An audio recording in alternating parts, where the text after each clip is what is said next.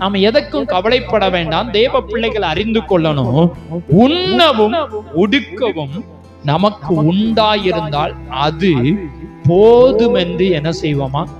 அது போதும்னு இருந்துக்கிடணுமா?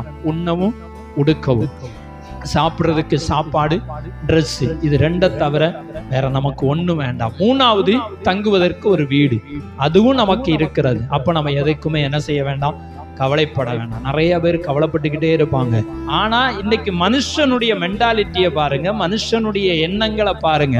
நாளைக்கு என்ன செய்ய போறோம், நாளைக்கு அது விடிஞ்சா தெரியாதா, விடிஞ்சா தெரியாத, சாயந்தரம் என்ன செய்ய போறோம், அதை அடைஞ்சா தெரியாதான்ட்டு நம்ம வாட்டுக்கு என்ன செய்யணும், போகணும். இன்னைக்கு நிறைய பேருடைய வாழ்க்கை நாளைய நினைச்சு கவலைப்படுறாங்க.